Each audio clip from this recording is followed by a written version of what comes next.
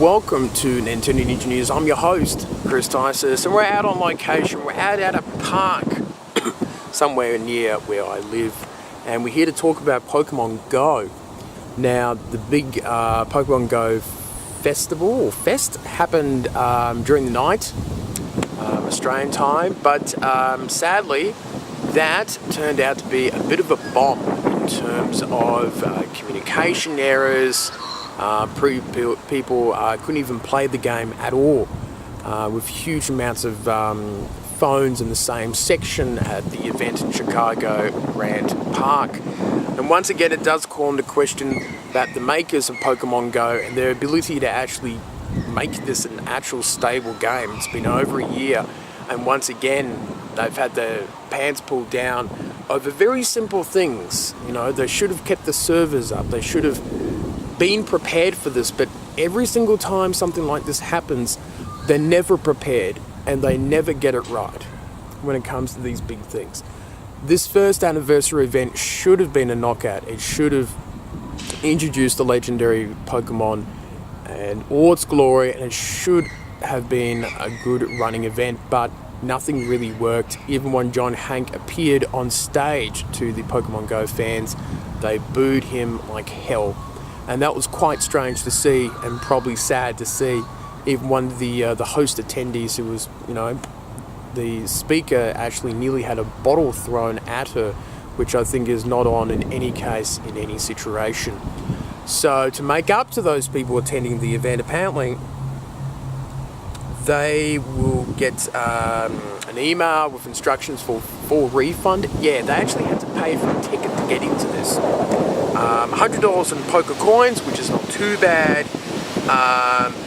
Special Pokemon eggs and check-in Pokestops will have their range increased for that area, and they'll all get Lugia, the legendary Pokemon, for free without a raid battle or anything like that. Of course, Team Mystic won that little festive battle. Now Articuno is now being seen all around the world.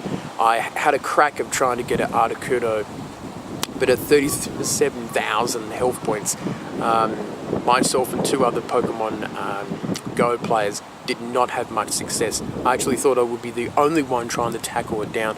Apparently the suggestion is 20 trainers, which we felt well short of that. But going back to the festival, it was pretty much a disaster, and it was very sad to see an opportunity for Pokemon Go to get that mainstream craze back. It still does very well for itself, making money wise. I mean, this thing has grossed over $1 billion. It's not like they have a lack of monies and means to do it. I think it's just simply the people who are working on Pokemon Go are just not very good, and the CEO is really, it's a bit like a 10-year-old kid that's only experienced in running a lemonade store is running Coca-Cola. They seem very out of their depth in terms of running Pokemon Go. And I don't know what will happen. Maybe the Pokemon company will have a whisper in the ear and going, what the hell is going on? Or Nintendo. Nintendo doesn't really have much to do with it due to it's not directly owned, or the ownerships and things like that. But it is very, very interesting to see the situation, once again be disappointed about it. There's still glitches and issues with the game. Even one of the comments by the Pokemon Go players was a bit of a glitch, or it's a bit too slow. And I noticed that too. That's always kind of been the case with Pokemon Go. And I think at first it was an enjoyable game that everyone loved to play. It got everyone together, and you kind of overlooked the glitches and the problems at first. But I think now, with the numbers dying down and the disappointment of the legendary Pokemon launch, I think that people will probably continue to be turned off by the game. So really it's up to the people who make Pokemon Go to try to improve this. And the problem is, I have very, very little faith that they actually have that ability to do it. So I think it's disappointing. And I hope that they do something quickly, because I think it's just not good enough. But On the bright side, it is nice to bring Nintendo Ninja News out in the open, out in the little park section. I thought we would start doing sort of different videos around places and things like that. I think it's nice to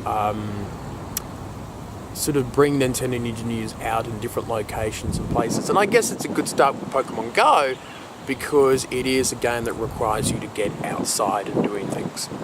So that is it from me from Nintendo Ninja News, and I guess we'll be back in the Nintendo Ninja News room next time.